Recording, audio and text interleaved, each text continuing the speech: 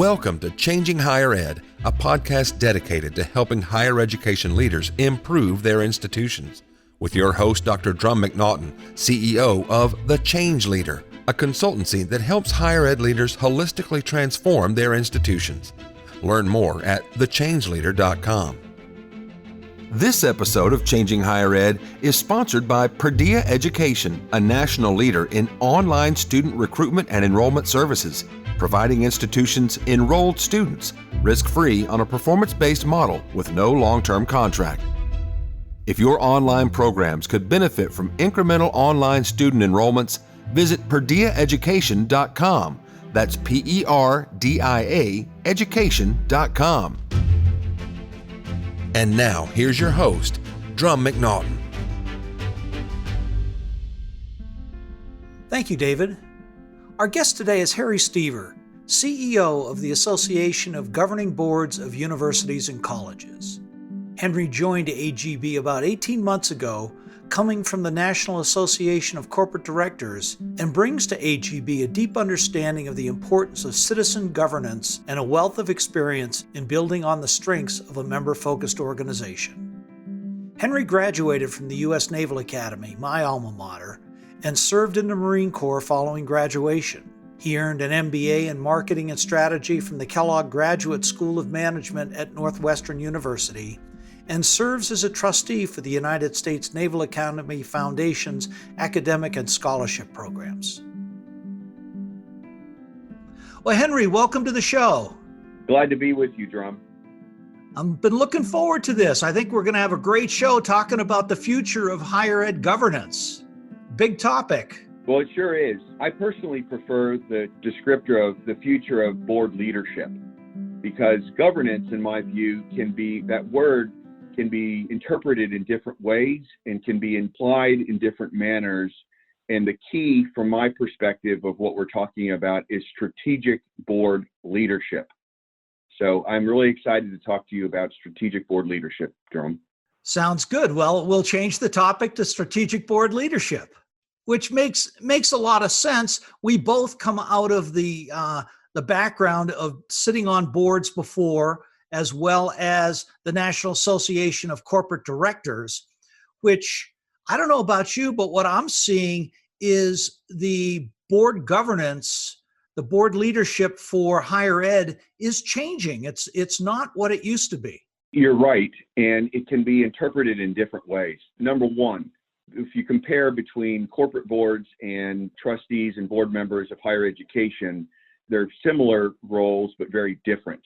On a public company board, they're there and they are compensated financially. And on board members of institutions, they are not compensated. They typically pay, depending on how they got there, whether they're appointed by the governor of the state legislature or the alumni association, or they're elected by a private board, or some combination of the two. But their orientation is quite similar. And that is, to be direct and frank with you, we changed our vision and our mission when I started here a year and a half ago in 2019 to focus on helping board members and empowering boards to serve as strategic partners with and for their presidents and their leadership teams.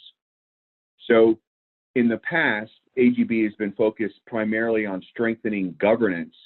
And I mentioned to you before that the G word governance, I prefer strategic board leadership in its place, but I look at board service as a team sport. And if you are the coach of a team and you only try to coach a team to advance your objectives, but you didn't teach the individual team players how to play that game or play the sport, you wouldn't accomplish your objectives. So AGB's focus is on helping board members and boards serve as strategic partners. And that's the biggest change that we're seeing now, is that presidents are asking us, help me, president or CEO of an institution, learn how and understand how to leverage my board as a quote unquote built-in consulting team, not to rubber stamp the strategies and initiatives and plans that we have, but really proactively engage with us as thought partners to create well-informed, more holistic strategies that are focused on two things. One is on student success, and two is long-term institutional vitality. And in this current environment, both are quite challenged. The current environment with COVID and hybrid learning environments or distant learning environments, both of those are challenged, A, from a learning perspective with students, and B, from an institutional vitality perspective. So that is why boards' roles are at an all-time high, and I hope they actually stay at this all-time high even when we get past the pandemic in the future. Well, I certainly would expect they would, but it changes that type of focus, fundamentally changes the way boards recruit people, how they have the skill sets necessary. If you're looking at the board as a high-powered consulting team, many of the boards out there don't have the kind of skills on a board that's necessary to do that kind of thing. Right. So just like I learned when I was at NACD in the past and with public company boards, most higher education boards also use a skill sets matrix. And that's it's a very simple document that can have people down on one axis and skills that are needed to reinforce and oversee the strategy and the execution of the strategy into the future. So key focus here. Skill sets matrix should be used to oversee the strategy, to inform and build the composition of the board, to oversee the strategy of the future, not the strategy that we had in the past, but of the future. And you're right, a lot of board members don't have, but that's how AGB really serves its mission, is to help create knowledgeable, well-informed thought partner board members on higher education boards, because in corporate world, you're recruiting board members that have strategy, finance, marketing, technology, market, international, geographic expansion, diversity, lots of different skill sets, legal, regulatory, so lots of different skill sets that you need. And in the past, most higher education boards have not leveraged a strategic approach to building their board. To be honest with you, Drum, the biggest attribute that's been leveraged in the past, again, whether you're a governor appointing somebody or a private institution recruiting a board member, it's from philanthropic capacity. That has been the primary driver of your board seat. And that is important, but it's not the only attribute that needs to be sought after. When I think about how things have changed over just the last 8 months, it's really around, as I use the term, strategic thought partnership.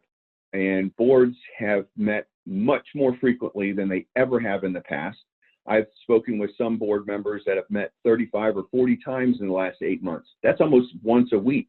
And quite honestly, that's what's happened in some cases. Number two, it's around boards leaning in. And I want your listeners to understand, make sure they understand what I mean and not mean.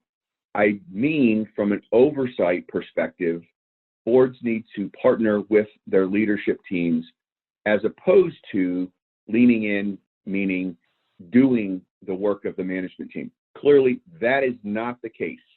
For the listeners out there, you may have heard this acronym called NIFO, N-I-F-O. Noses in, fingers out. So boards need to be listening to all key stakeholders on and off campus. They need to be listening and working with their leadership teams, asking insightful, probing questions to discuss alternatives and either intended implications or unintended implications with potential strategic directions. So that's the second piece. And that comes also, before I move to the third, I also reinforce the importance of shared governance with higher education boards. And that is another difference between corporate boards. You don't have this term called shared governance. With public boards, you use the term stakeholder engagement, which is very similar to what shared governance means. But in higher education, shared governance really means sitting down, listening to, and engaging with members of the faculty, members of the administration, the alumni, things of that nature. So shared governance is synonymous in concept with stakeholder engagement, but it has much stronger implications if not done well in higher education, because a board certainly can make decisions on its own without input from shared governance in the faculty and administration, but the unintended consequences of doing that are horrific, because the faculty can give the president a vote of no confidence, can give the board a vote of no confidence. And the last thing you want your students and parents and alumni seeing is a vote of no confidence for the leadership of the institution. So that's the second piece, is around strategic alignment and boards leading in to really facilitate and participate in strategic transformation. And the third key important element that's changed, and it's not new, but it's certainly been highlighted over the last 6 months, around justice, diversity, equity, and inclusion. We at AGB and others use the acronym JDE&I to kind of give us the short answer around justice, diversity, equity, and inclusion. So I can tell you, Drummond, and your listeners, that I personally have learned a lot about the importance of all those key critical values. Probably started 35 years ago when I was in the Marine Corps. The military certainly was probably one of the leaders in the United States, at least, to really leveraging diversity to build more well-informed, high-impact teams. And corporate America as well has leveraged JDE&I. They typically call it ESG, environmental, social, and governance. It's 3 simple words and many, many volumes behind those 3 words. But JDE&I is a big deal with higher education. While lots of work has been done with administrations on campus, most boards have not really leveraged the values of JDE&I into their strategic policies and strategic decisions moving forward. If you look at this from an optics perspective, the student bodies and enrollment of most institutions has become very diverse over the last several decades. However, faculty composition, board composition has not evolved to align with their quote unquote customers. So that's the DE&I piece, or the D piece. What I also reinforce is around boards engaging proactively to develop crisis communication or strategic crisis communication playbooks, because you don't want crises to happen on campus, but like it or not, they're going to happen. Whether it's about who's the new elected fill-in-the-blank leader on campus, whether it's about something in town, something in the country, or around the world, students are becoming more kind of in a state of unrest, and boards and leadership teams need to be prepared on how to establish justice, and also really importantly around equity. The COVID pandemic is exacerbating existing levels of inequity. If you think about it from a first-time attendee, from a rural minority student potentially, or those who may not have traditionally attended college.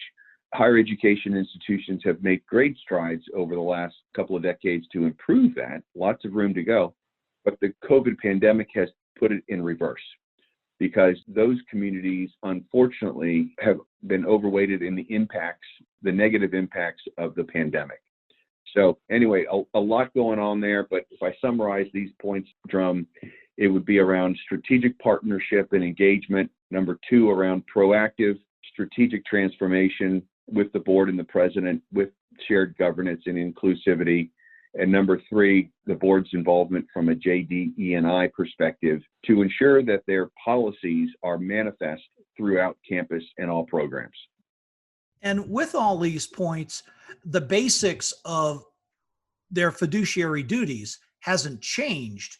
It's just in some ways how they need to apply those fiduciary duties. I mean, I always go back, and when I talk with boards, I talk about the example of Bluebell, the ice cream, and how the board and Delaware Supreme Court said the board was responsible in many respects. And so when I talk to boards, I say, folks, you've got a duty to make sure that the students are getting the learning that they should.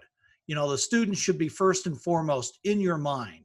Sustainability of the institution should be first and foremost of your mind. But at the same time, you need to make sure that you are doing your duties. And I like your acronym, nose in, fingers out, to make sure that we're not getting micromanaging. The board's job is to be the strategic oversight for the institution. And you can't micromanage when you're doing that. Yeah, no doubt about it. But you're right around fiduciary duties. The fiduciary duties of a board member, whether you're on a higher education board or a corporate board, are no different. The three fiduciary duties of care, loyalty, and obedience are the same. They have different implications and different ways to apply them. From a strategic perspective, fiduciary duties are the same across all boards. And that's what's really important. Back to the shared governance piece, I actually prefer the term collaborative governance. And I know AAUP and ACE and AGB, alphabet soup family here, wrote a document in 1966. And actually AAUP wrote a document on shared governance in 1910, or maybe it was 1920, about 100 years ago. The essence hasn't changed, but the applicability has changed and how it's leveraged. So clearly the faculty is involved in shaping, forming, and delivering world-class academic programs. No doubt about that.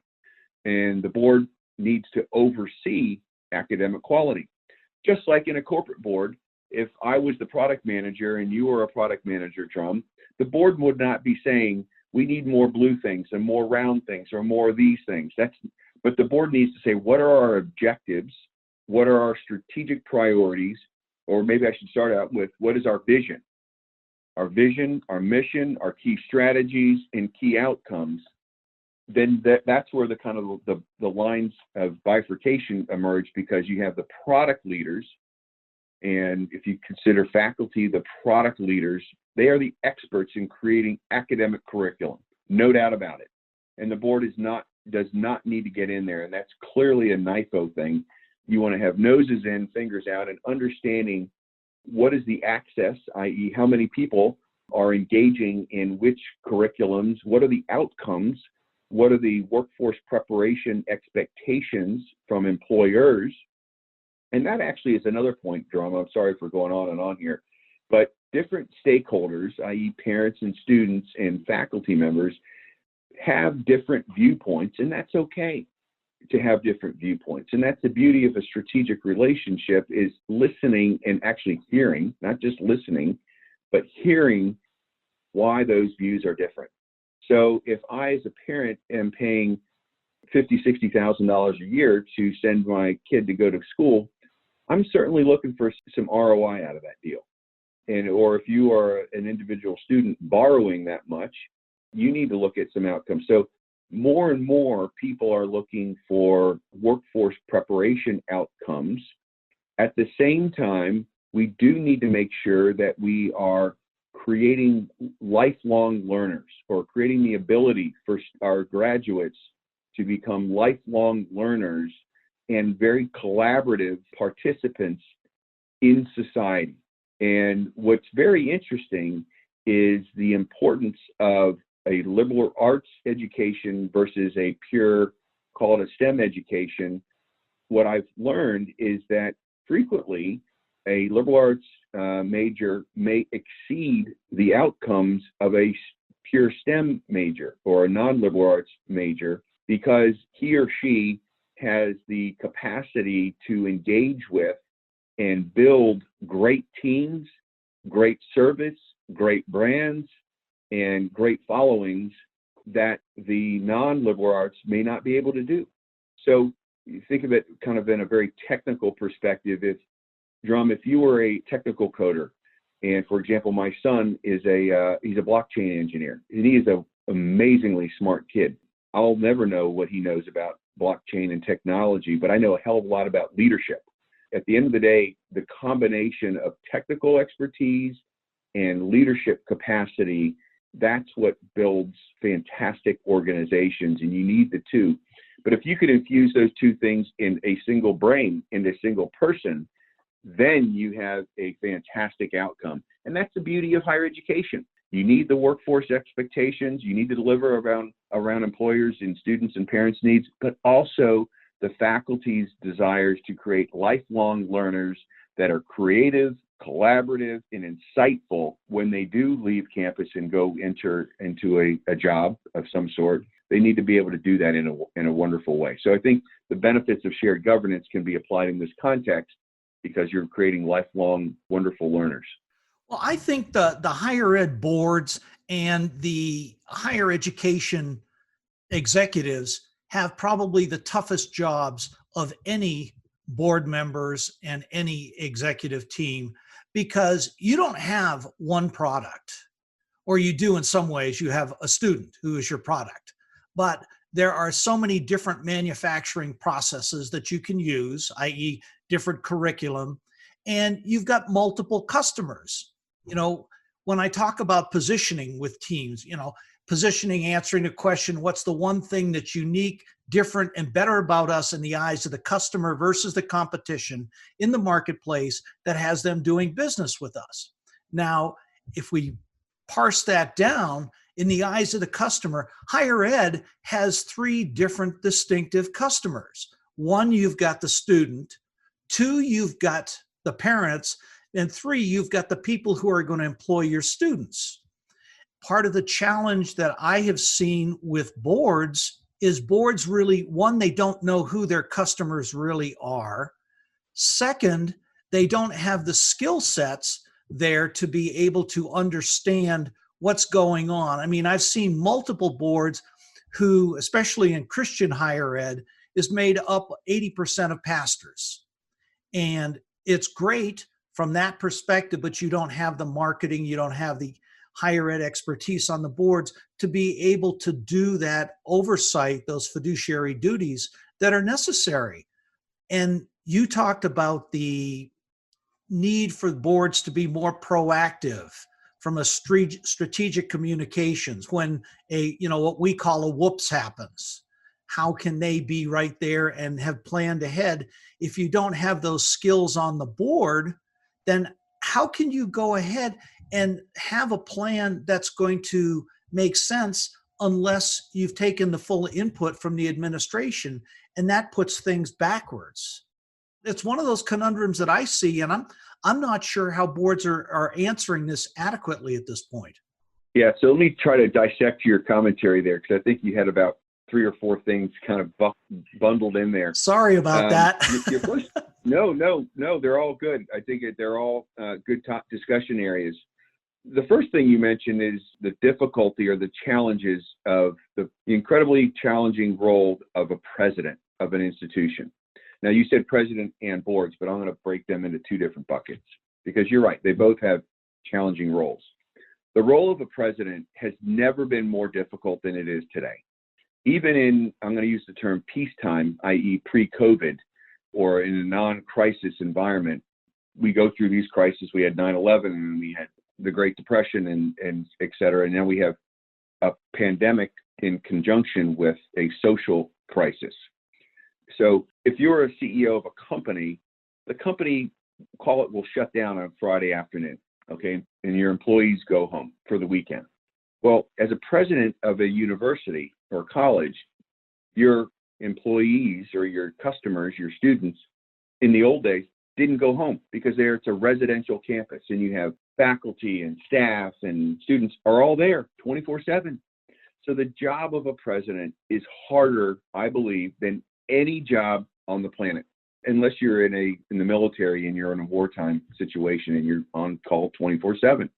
So a president is on call 24/7. He or she is facing unrest, or can face unrest 24/7. And you've read stories about how students have, sit down on the front lawn of the president's house, or they occupy the administration buildings and things of that nature. That doesn't happen in corporate America.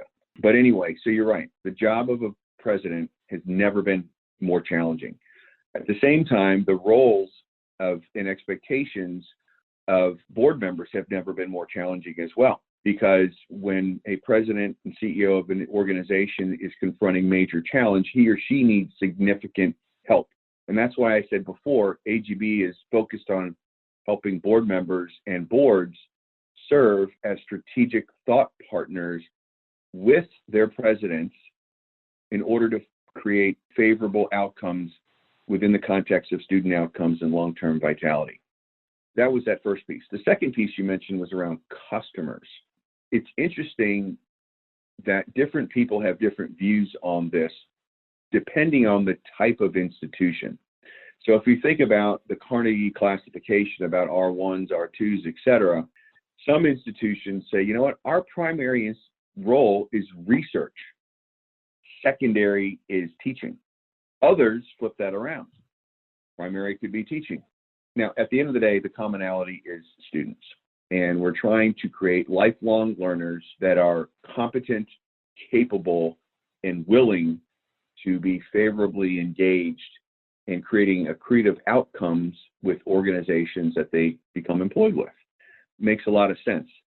So just like we were talking about shared governance and stakeholder engagement in the prior part of our conversation, parents and students and alumni and community leaders are also, I wouldn't call them a customer. I would call them maybe they're the customer, but the student is a consumer. Now, it's interesting on that piece, customer versus consumer. We at AGB talk about that quite a bit because AGB has 40,000 members who are primarily board members across 2,000 institutions. And our presidents are our primary customer, and they are, i.e., they're making the buying decision. So I'd say the parent, if they're paying the bill, they're the customer because they're paying the bill. Board members for us and students are the consumers. And because they're the ones that are absorbing the content. So board members absorb content from us, and that's our focus is on orienting them, filling their knowledge banks, and helping them serve as strategic partners so they're a consumer of our value. At the same time, students are a consumer of the institution's knowledge so that they become lifelong learners and favorably contribute to society. But you're right, so your students and parents and employers, they're all stakeholders in there in somewhere. But I think it's interesting to kind of look at people. Who is the customer, meaning making the buying decision and paying the bill, versus somebody who is the consumer, like in our case, board members are our consumer, presidents are consumers as well as of our knowledge, as our board professionals. Board professionals are an incredibly important role with us and for boards. Presidents have a very hard job today, and we as organizations that serve them need to realize the roles, responsibilities, and expectations of our customers and our consumers. You and I both enjoy talking about board leadership and governance and all these things. I think we could probably talk for another hour and never talk about the same thing twice. 3 takeaways for university presidents and for board members. What are the 3 key things that you think they should be looking at now and going into the future? Sure. Thanks so much, Drum. I'll wrap it up. 3 key takeaways. Number 1, strategic transformation. And I'll come back. I'll give you 30 seconds on the back end. Strategic transformation is number 1. Justice, diversity, equity, and inclusion is number 2. And board engagement is number 3. So they all work together. So strategic transformation. I don't believe higher education will be the same even when we are in a healthy environment. The population has declined. The average number of kids in a household has declined. So if you think about higher education from a supply and demand perspective, demand may not be what it has been for those seats, whether they're virtual or physical seats. So it's important for boards and presidents to think about strategically transforming their institutions for the future. The second one around justice, diversity, equity, and inclusion. They need to be part of every conversation, every board meeting agenda. Every strategy needs to be, it needs to incorporate JD&I so that it's manifest throughout campus. And number 3, around board member engagement. Critically important. You're not there. Board members are not there just because the governor appointed you or the board selected you. You are there to serve a specific role. It's not an honorific position. It is a role that requires significant time, hundreds of hours on an annual basis. And I urge all board members to step it up from an engagement perspective and lean into AGB because we're here to help you. Very good. Well, I couldn't have said it better.